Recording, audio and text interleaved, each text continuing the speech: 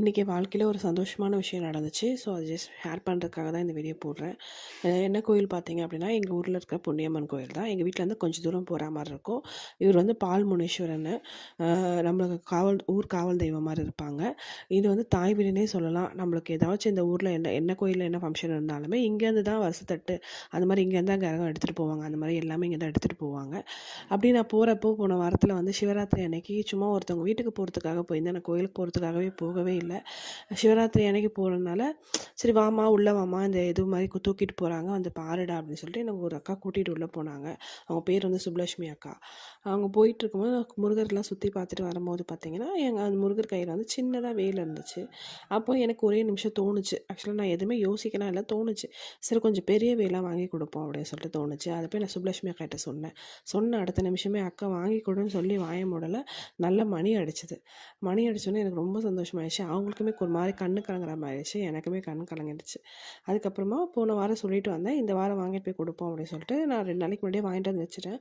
பூசாரி எனக்கு ஃபோன் பண்ணும்போது அவர் என்ன சொன்னார், கிருத்திகை வருதுமா அன்றைக்கி எடுத்துகிட்டு வந்து கொடுமா அப்படின்னு சொன்னாங்க. சரின்ட்டு இன்னைக்கு கிருத்திகை அன்றைக்கி எடுத்துகிட்டு போகலான்னு பார்த்தா நான் வேல் மட்டும் தான் ஃபஸ்ட்டு வாங்கிட்டு வந்து வச்சுருந்தேன். அதுக்கப்புறம் எனக்கு இன்னொரு தாட்டும் தோணுச்சு, சரி சேவல் கொடியும் சேர்த்து வாங்கி கொடுப்போம் அப்படின்னு சொல்லிட்டு திருப்பி எனக்கு சேவல் கொடியோடு சேர்த்து வாங்கி எடுத்துகிட்டு போயிட்டு கோயிலில் கொடுத்துட்டு கோயிலுக்கு அவருக்கு முருகருக்கு செலுத்திட்டு வந்தேன். இவங்க வந்து பார்த்தீங்கன்னா கனிமொழி அக்கா. இந்த கோயிலுக்கு நான் வரதுக்கு இன்னொரு காரணமாக இவங்க தான். இவங்க என்ன அப்படின்னா எனக்கு ஃபஸ்ட்டு சூரசம்ஹாரம் பண்ணுறதே இந்த கோயில் எனக்கு தெரியாது. அவங்க ஆக்சுவலாக சூரசம்ஹாரம் பண்ணுறதுக்காக என்னை கூப்பிடல. அங்கே இருக்கவங்களுக்காக புடவை எடுக்கணும்னு சொல்லிட்டு என்னை கூப்பிட்டுருந்தாங்க. அப்போ போயிருக்கும்போது தான் அந்த கோயிலில் சூரசம்ஹாரம் நடக்குது, திருக்கல்யாணம் நடக்குதுன்னு எனக்கு தெரியும்.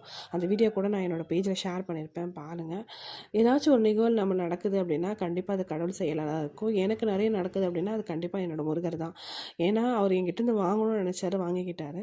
எனக்கு ரொம்ப சந்தோஷமாக இருந்துச்சு. எனக்கு மனசு திருப்தியாக இருந்தது. அவங்க கோயிலில் அவர் சொன்னார், அந்த பூசாரி சொன்னார், எல்லாருமே நிறைய பேர் வராங்கம்மா, ஆனால் யாருக்கும் இது தோணலை, உனக்கு தோணியிருக்கு அப்படின்னு சொன்னார். எனக்கு அந்த நிமிஷம் எவ்வளோ சந்தோஷமாக இருந்தது தெரியுமா? அது மாதிரி உங்களுக்கு ஏதாச்சும் தோணுச்சுன்னா கண்டிப்பாக செய்யுங்க. ஏன்னா என்னை பார்த்து நிறைய பேர் செய்கிறாங்க. ஸோ அதுக்காக தான் இந்த வீடியோ போட்டேன். அந்த அண்ணன் சொல்லும்போது எனக்கு கடவுளே வந்து சொன்ன மாதிரி இருந்தது. அவ்வளோ ஒரு சந்தோஷமாக இருந்தது. ரொம்ப தேங்க்ஸ்க்கா. 2 பேருக்கு தேங்க்ஸ் சொல்லிக்கிறேன். சுப்லட்சுமி அக்கா, கனிமொழி அக்கா. என் கூட இருக்கவங்க கனிமொழி அக்கா. சுப்லட்சுமி அக்கா வரல. அவங்களுக்கு ஃபோன் பண்ணி சொன்னேன். அவங்க ரொம்ப சந்தோஷப்பட்டாங்க. முருகர் நல்லா இருக்காங்களா? எங்கள் ஊர் முருகர் நல்லா இருக்காங்களா? ஸோ உங்கள் வீட்டு பக்கத்தில் இருக்க கோயிலுங்களுக்கு என்னென்ன உதவி வேணுமோ தயவு செஞ்சு உங்களால் முடிஞ்சால் கண்டிப்பாக செய்யுங்க. பெரிய பெரிய கோயிலில் செய்கிறதுக்குலாம் ஆள் இருக்காங்க. சின்ன சின்ன கோயிலில் செய்கிறதுக்கு ஆள் கிடையாது. ஸோ உங்களால் முடிஞ்ச உதவிகளை செய்யுங்க. இல்லாதவங்களுக்கு செய்யுங்க. என்னால் முடிஞ்ச உதவிங்க நானும் செஞ்சுட்டு தான் இருக்கிறேன். ஸோ உங்களால் முடிஞ்ச உதவிங்களை செய்யுங்க. கடவுள் உங்களை அதுக்கேற்ற மாதிரி தயார்படுத்துவாருன்ற நம்புகிறேன். எல்லா புகழும் அந்த முருகருக்கு மட்டும்தான். நன்றி.